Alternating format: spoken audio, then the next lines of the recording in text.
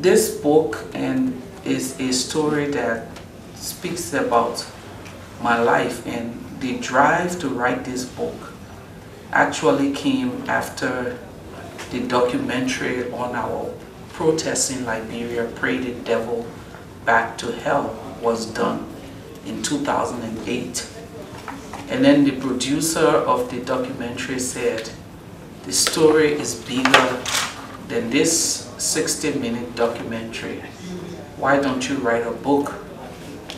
And I said I don't have the time because my life is fighting for issues of women's rights and peace.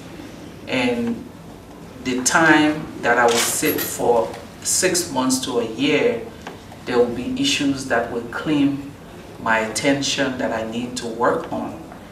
And she said, why don't we do it in a way that you write it at your own pace and we find someone to work with you. And then I said, well, if we have to write a book, I want to write a book that is honest. I want to write a book that speaks to the situation of women everywhere. I want to write a book that is a story of tragedy and pain, but also is loaded with triumph. I don't want to write the usual begging, bold children on the back, sagging breast African woman story. I want to depict the true picture of us African women, the picture of women globally, that we go through a lot, but at the end of the day, we always come out triumphant. But I also want to write a book that is simple, not filled with too many terminologies, that can also speak to young girls. To tell them that in life you will fall, but that is not what your character will be judged by. You will be judged by how you get up and how you're able to move on. So we wrote this book.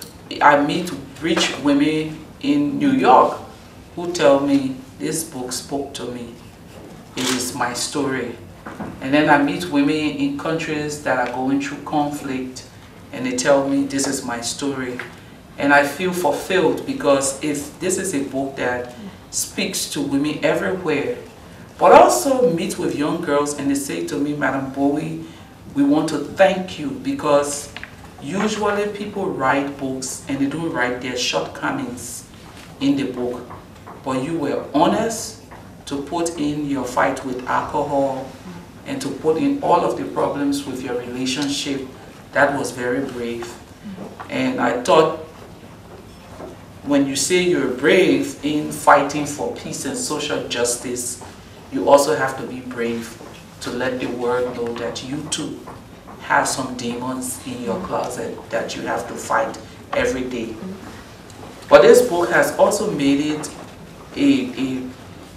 a mandate, a continuous mandate for me to lend my voice to continuing to fight for women's rights globally.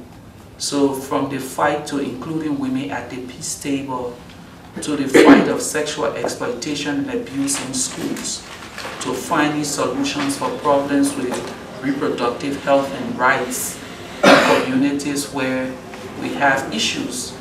Those are the things that I continue to do in my life.